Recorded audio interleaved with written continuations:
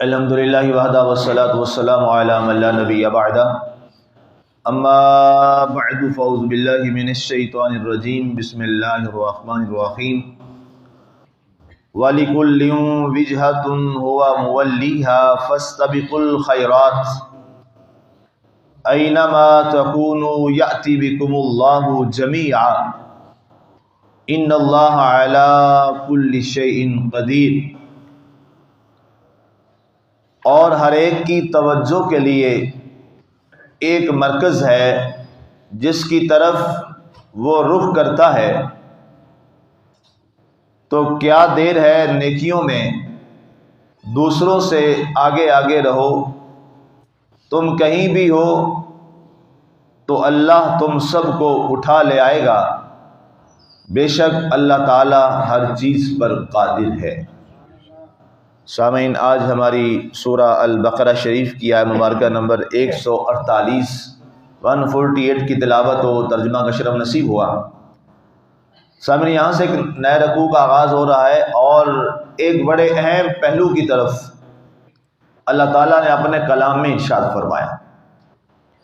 کیونکہ ہماری مسلسل گفتگو چل رہی ہے تحویل قبلہ کے حوالہ سے کہ اللہ تعالیٰ نے اپنے محبوب صلی اللہ علیہ وآلہ وسلم کی منشا کے مطابق بیت المقدس کی جگہ اللہ تعالیٰ نے آپ کا جو قبلہ ہے وہ خانہ کعبہ کو بنا دیا۔ اب ایک سوال یہ ہوتا ہے اور ذہن میں یہ بات اٹھتی ہے کہ جب ہم یہ کہتے ہیں کہ جس طرف بھی منہ کرو فَأَيْنَمَا تُوَلُّوا فَثَمَّ وَجْهُ اللَّهِ، جدھر بھی چہرہ کرو تو چہرہ ہر طرف اللہ کا ہی ہے، ہر طرف اللہ ہی ہے۔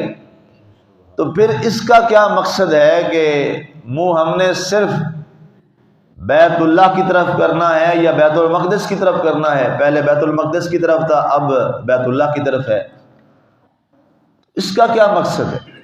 یہ ایک بڑا اہم سوال ہے، بہت اہم سوال ہے کہ جب آپ یہ عقیدہ رکھتے ہیں کہ مشرق کی طرف بھی اللہ ہے، مغرب کی طرف بھی اللہ ہے، شمال کی طرف بھی اللہ ہے، جنوب کی طرف بھی اللہ ہے، فوق و تحت کی طرف بھی اللہ ہی ہے، تو پھر ایک ڈائریکشن کی طرف منہ کیوں؟ نماز اسی طرف منہ کر کے کیوں ادا کی جاتی ہے؟ یہ بہت اہم سوال ہے اور یہ سوال ہونا چاہیے اور پوچھنا چاہیے۔ اس کا جواب اللہ تعالیٰ نے خود قرآن میں عطا فرمایا کہ یہ بات طے ہے۔ پچھلے درس میں یہ بات گزر چکی ہے اور میں نے تفصیل سے بات کی کہ رب المشرقین و رب المغربین، وہ حوالہ بھی دیا میں نے، رب المشارق والمغارب، رب المشرق والمغرب، یہ بھی آپ کو بتایا، قرآن کے ہی الفاظ ہیں۔ اللہ نے فرمایا یہ بات ٹھیک ہے کہ ہر طرف اللہ ہی اللہ ہے، لیکن وَلِكُلٍّ وِجْهَةٌ هُوَ مُوَلِّيهَا، لیکن ہر ایک کے مرکزیت کو قائم رکھنے کے لیے اور سب کی ایک طرف توجہ اور ایک طرف اتحاد کے ساتھ فضا قائم کرنے کے لیے کسی ایک طرف کا منتخب کرنا ضروری ہے اور اس کا طے اللہ کی طرف سے کیا جانا ضروری ہے، تاکہ دنیا کے اندر جتنے بھی مسلمان ہیں ان کی آپس میں مرکزیت قائم ہو سکے۔ اب دیکھیے پوری دنیا میں سارے مسلمان نماز کس طرف منہ کر کے پڑھتے ہیں؟ خانہ کعبہ کی طرف۔ کس کی طرف؟ خانہ کعبہ کی طرف۔ اب قبلہ ویسے کہتے ہیں توجہ کی طرف، ٹھیک ہے، طرف، سمت، ٹھیک ہے۔ تو اصل کیا چیز ہے؟ وہ ہے کعبہ، کعبہ شریف۔ کیا ہے؟ کعبہ شریف یا بیت اللہ شریف یا بیت حرم یا مسجد حرام، یہ آپ نام دے سکتے ہیں۔ تو قبلہ تو ہر اس چیز کو کہتے ہیں جس کی طرف آپ کی توجہ کیجیے، ٹھیک ہے، سمت، طرف توجہ۔ تو اب ساری کائنات میں جتنے مسلمان موجود ہیں سب کا قبلہ جو ہے وہ خانہ کعبہ یا مسجد حرام ہے، اس طرف منہ کرتے ہیں۔ ہم تمام نے ابھی نماز پڑھی، ہم سب نے منہ کدھر کیا؟ خانہ کعبہ کی طرف۔ کیوں؟ اس میں کیا مقصد، کیا وجہ؟ اس کی بڑی واضح وجہ ہے۔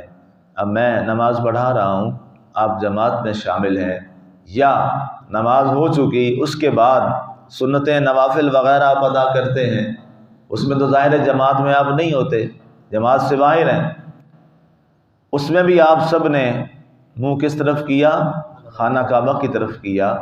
تو آنے والا جب آتا ہے اور دیکھتا ہے کہ سب کا چہرہ ایک ہی طرف ہے، سب کا منہ ایک ہی طرف ہے، تو یہ عملی طور پر مسلمانوں کی اتحاد و یگانگت کی فضا کا اعلان کرتا ہے کہ اے دنیا کے یہود و نصارا، اے مشرکو، اے کافرو، اے منافقو، سن لو، مسلمان جسم واحد کی مانند ہیں، مسلمانوں میں کوئی اختلاف نہیں ہے، ہم عبادت میں کھڑے ہیں تو ہم تمام مسلمانوں کا، کوئی عربی ہے، کوئی اجمی ہے، کوئی فارسی ہے، کوئی حبشی ہے، کوئی افغانی ہے، کوئی ایرانی ہے، کوئی پاکستانی ہے، کہیں کا ہے، ہم سب کا قبلہ مرکز ایک ہی ہے اور وہ خانہ کعبہ ہے۔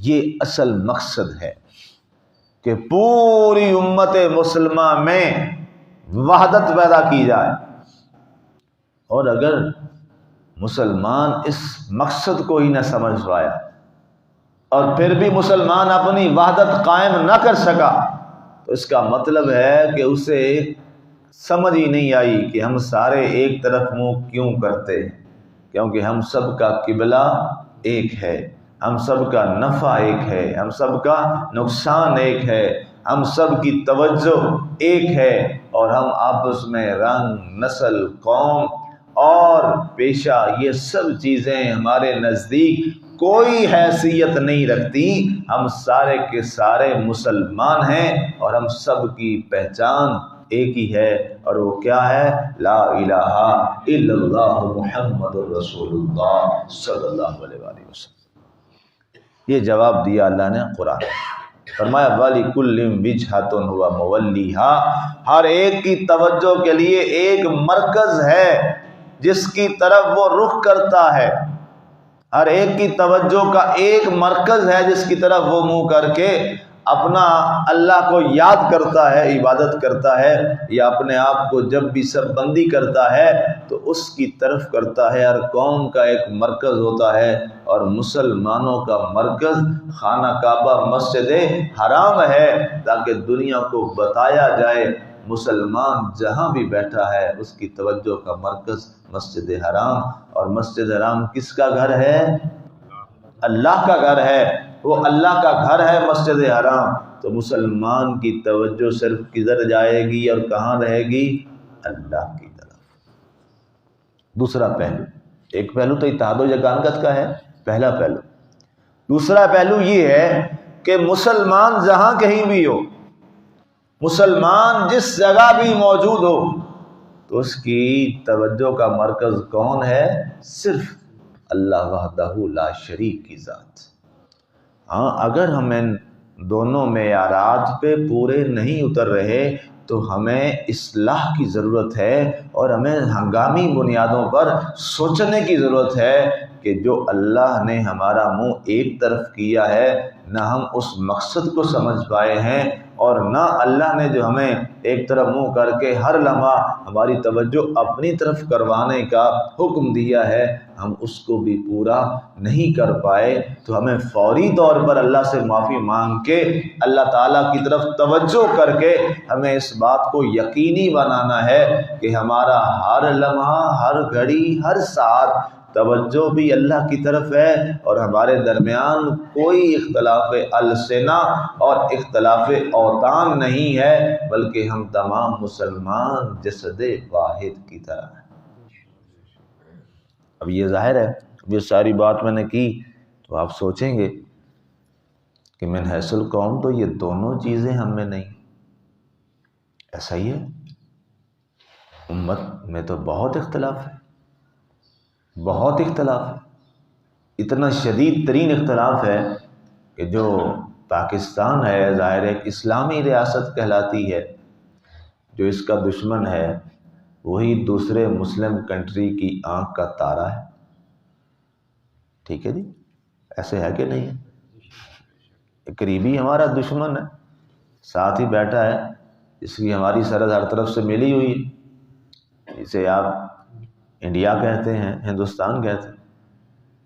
کیا عرب ممالک میں اسے گولڈ میڈل نہیں پیش کیا گیا؟ اس وقت کا جو وزیر اعظم ہے وہاں ہندوستان کا، دبئی کے اندر. ٹھیک ہے، اب بتائیے ہماری وحدت رہی؟ جس بدبخت کی نظروں میں، آنکھوں میں ابھی تک مظلوموں کا خون تھا، اور جس کے ہاتھوں میں ابھی تک اس کے ہاتھوں میں مظلوموں کا اور بے قصور کشمیریوں کا خون ہے، اسی کے ہاتھوں میں اسے گجرے پہنائے گئے اور مسلمان نے پہنائے. یہ چیزیں آنکھیں کھول کے ہمیں بیٹھنا ہے، ہمیں پوری طور پہ توجہ کے ساتھ بیٹھنا ہے. یہ بھی بدبختی ہے کہ مسلمان پتہ نہیں کیوں نابینا بنتا چلا جا رہا ہے. ہمیں تو چشمے بینا رکھنے کا آرڈر ہے. قرآن نے ہمیں کہا ہے افلا تنظرون افلا تبصرون، اور تم دیکھتے نہیں ہو، تمہیں نظر نہیں آتا. ہمیں تو بار بار یہ آیت دہرائی گی قرآن میں، ہر پہلو کے بعد پھر یہی آیت. تو ہمیں آنکھیں کھول کے رکھنا ہے، یہ قرآن کا آرڈر ہے، یہ قرآن کا فیصلہ ہے. تو پھر اس کا کیا مطلب ہے؟ محض صرف قرآن کی، میں نے اکثر یہ عرض کرتا ہوں اور بار بار کرتا ہوں کہ قرآن کے باطن کو سمجھیے، قرآن کے باطن کی طرف اور قرآن کی حقیقت کی طرف جائیے اور بڑھیے، وگرنہ ہم اپنے مقصد کو کبھی نہیں پا پائیں گے. ہم صرف اس پہ تو زور دیتے ہیں جدھر ہو بھئی تمہارا چہرہ خانہ کعبہ کی طرف ہو، بڑی توجہ کے ساتھ ایک اینگل پہ ہم کمپس لگا کے چیک کرتے ہیں کہیں ہماری ڈائریکشن نہ ایسی ہو جائے. اور میاں جس مقصد کے لیے اللہ نے ڈائریکشن دی تھی کبھی اس پر بھی کمپس لگائے؟ کبھی اس پہ بھی غور کیا؟ اچھا مسئلہ ایک ہے، اب یہاں درمیان میں بات آ گئی. آپ کسی ایسی جگہ پہ ہیں جہاں پہ آپ کو پتہ نہیں چل رہا کہ کعبہ کس طرف ہے، ٹھیک ہے، اور آپ کے پاس کوئی جدید سہولت بھی نہیں ہے. ظاہر ہے آج سہولت ہے، پہلے لوگوں کے پاس تو یہ سہولتیں نہیں ہوتی تھی. سفر کرتے تھے دور دراز جنگلوں کا، اور وہاں کوئی مسجد بھی نہیں، کوئی آبادی بھی نہیں، کچھ بھی نہیں ہے. تو حکم کیا ہے؟ فرمایا پہلے کوشش کرو کہ اندازہ لگاؤ کہ کعبہ کس طرف ہے. ادھر تمہیں لگے کہ اس طرف ہی ہوگا تو اس طرف منہ کر کے نماز پڑھ لو. اور فرمایا تم نے 2 رکعتیں پڑھ لی اور وہاں کا علاقے کا رہائشی بندہ آیا، اس نے کہا جی تم نے ادھر منہ کیا ہوا ہے، کعبہ تو ادھر ہے. فرمایا تم وہیں سے ادھر پھر جاؤ، وہیں سے اسی دوران نماز میں ہی ادھر پھر جاؤ. جو تم نے 2 رکعتیں پڑھی مشرق کی طرف وہ بھی تمہاری ہو گئی، جو تم نے مغرب کی طرف 2 پڑھی وہ بھی تمہاری ہو گئی. یہ مسئلہ ہے، ٹھیک ہے. اس سے پتہ کیا چلا؟ اصل مقصد یہ نماز والا نہیں ہے. سمجھ آئی میری بات؟ اصل مقصد خانہ کعبہ کی طرف منہ کر کے پڑھنا نماز والا نہیں ہے. اگر ایسا ہوتا تو پہلی 2 رکعتیں نہ ہوتی، وہ ضائع ہو جاتی. لیکن اللہ کے رسول نے فرمایا وہ تمہاری نماز ضائع نہیں ہوئی، وہ تمہاری نماز ہو گئی، اس لیے کہ مشرق کی طرف بھی تو اللہ ہی ہے. ٹھیک ہے. پھر اصل مقصد کیا ہے؟ اصل مقصد اس سے ہے آپس کی یگانگت، وحدت اور اتحاد و اتفاق. ٹھیک ہے جی. ابھی جیسے نماز جماعت آپ نے پڑھی، میری تکبیر تحریمہ کہنے سے پہلے اگر آپ تکبیر تحریمہ کہہ لیں آپ کی نماز ہو جائے گی. میرے رکوع سے پہلے آپ رکوع میں چلے جائیں، نماز فوراً ٹوٹ جائے گی. مسئلہ ہے ایسا ہی ہے. میرے اٹھنے سے پہلے آپ اٹھ گئے، آپ کی نماز وہیں ختم. بھئی نماز تو آپ اللہ کی پڑھ رہے ہیں، آپ کو پابند میرا کیوں کیا گیا؟ ایک کے پیچھے کیوں آپ کو پابند کر دیا گیا؟ صرف ایک وجہ ہے، تمہاری مرکزیت قائم رہے. جب تم نے ایک کو متعین کر لیا ہے، اب وہی امام ہے، وہی پیش امام ہے، اب تمہیں اس کے تحت چلنا ہے. جو تم نے اپنا امیر مقرر کر لیا، اب اطاعت امیر تم پر فرض و واجب. عبادت اللہ کی، لیکن اب اطاعت امام کی فرض قرار دے دی گئی. یہی مسئلہ ہے خانہ کعبہ کا. توجہ تمہاری اس طرف ہے، لیکن اصل توجہ کس طرف رہے کہ پوری امت ایک پیج پر اکٹھی ہو جائے۔ سمجھ آئی؟ یہ اب اصل مقصد ہے قبلہ کی طرف منہ کرنے کا۔ اس سوال کا جواب آپ سمجھ کے سارے سمجھ آ گیا؟ پھر بھی نہ آئے تو آپ دوبارہ بعد میں بھی پوچھ سکتے ہیں۔ قرآن نے اسی سوال کے جواب کو یہاں بڑے خوبصورت انداز میں بیان فرمایا ہے، اور آگے فرمایا اینما تکونوا یأتی بکم اللہ جمیعا، تم جدھر کہیں بھی ہوگے، تم جس طرف بھی ہوگے، تو اللہ تم سب کو اکٹھا لے آئے گا۔ کہاں اکٹھا اللہ نے ہم سب کو کرنا ہے؟ یوم حشر۔ فرمایا تم ادھر ادھر منہ مار لو، تم جدھر جاؤ ٹکڑے ٹکڑے ہو جاؤ، الگ الگ ہو جاؤ، اپنے افکار میں، سوچوں میں، اپنے مزاجوں میں الگ ہو جاؤ، اور ٹکڑوں میں، فرقوں میں تقسیم ہو جاؤ، یاد رکھو اللہ تمہیں ایک دن اکٹھا کرے گا سب کو، اور پھر وہ یوم حشر ہے، اور اس دن تم سب کو لے آئے گا اپنی بارگاہ میں، اور پھر سب سے حساب لے گا، اور تم سب کو حساب دینا ہوگا۔ کس نے امت کے شرازے کو بکھیرا، کس نے امت کے اتحاد کو توڑا، کس نے امت کو جوڑا؟ فرمایا جوڑنے والے اللہ کے سائے کے نیچے ہوں گے، امت کو توڑنے والے عذاب کے اندر ہوں گے۔ اس لیے ہمیشہ جوڑنے کی کوشش کیا کرو، توڑنے کی کوشش مت کیا کرو۔ جوڑنے والا اللہ کو محبوب ہوتا ہے، توڑنے والا اللہ کے عذاب اور قہر میں ہوتا۔ آج امت کا کیا حال ہے؟ آپ سب کے سامنے، ہم سب کے سامنے ہے۔ جو امت کو توڑے گا، یہ قرآن کہہ رہا ہے، اسے اکٹھا کروں گا میں اس نے، اللہ فرماتا ہے، اور پھر اس کا جو انجام اور حشر ہوگا وہ دنیا دیکھے گی۔ اور جس شخص نے میری امت کو جوڑا اور میری امت کو جوڑنے کی کوشش کی، فرمایا اس کا مقام دنیا میں بھی ہم بنائیں گے، کل بروز حشر بھی اس کی عزت دیکھنے والی ہوگی۔ آگے فرمایا گیا ان اللہ علی کل شیء قدیر، اللہ ہر چیز پر قادر ہے، اللہ ہر چیز پر قادر ہے۔ یہ کیوں کہا؟ یہ لفظ بھی غور طلب ہے۔ یہاں اللہ نے اپنی قدرت کا کیوں ذکر کیا؟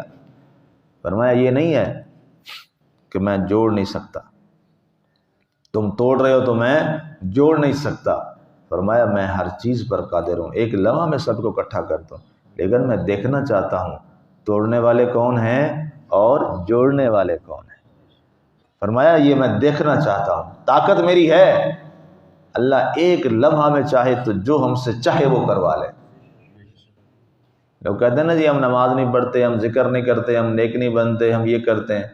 اللہ کا ارادہ یہ ہو نا جی، یہ ایسے ایک سیکنڈ لگے گا، روزانہ فجر کے وقت اس نے اٹھانا ہو نا سب کو کہ آؤ مسجد میں اور چھوڑو بسترے، فجر کے وقت، اذان کے وقت ایک جھٹکا لگائے زلزلے کا، بتاؤ کمرے میں کوئی رہے گا؟ کسی کو نیند آئے گی؟ ایک جھٹکا لگائے، پھر جھٹکا لگائے، ذکر کرتے کرتے گھروں سے باہر سارے آئیں گے کہ نہیں آئیں گے؟ چاہے جتنے گرم بسترے پہ سب پڑے ہوں۔ لیکن اللہ فرماتا ہے نہیں، میں نے حق و باطل سب کے سامنے رکھ دیا ہے، اور میں نے اب میزان لگانا ہے، میں نے اب حشر کا میدان سجانا ہے، اور وہاں دیکھنا ہے کون ہے جو میری محبت میں زندگی گزارتا رہا اور کون ہے جو شیطان کی محبت میں زندگی گزارتا رہا۔ شیطان والا شیطان کی جگہ جائے گا، اور رحمان سے محبت کرنے والا رحمان کی سائے کے نیچے ہوگا۔ ان اللہ علی کل شیء قدیر، اللہ ہر چیز پر قادر ہے۔ اللہ تعالی ہمیں جوڑنے والوں میں پیدا فرمائے، ان میں شامل فرمائے، توڑنے والے جو اللہ کے عذاب اور قہر میں ہیں اللہ اس سے ہمیں محفوظ فرمائے، اور اللہ اس امت کو وہ وقت ہم دیکھیں کہ یہ امت اکٹھی ہو جائے، اللہ ہمیں وہ وقت دکھائے، اللہ وہ گھڑی ہمیں دکھائے، بانصیب گھڑی۔ آمین وما علینا الا البلاغ المبین۔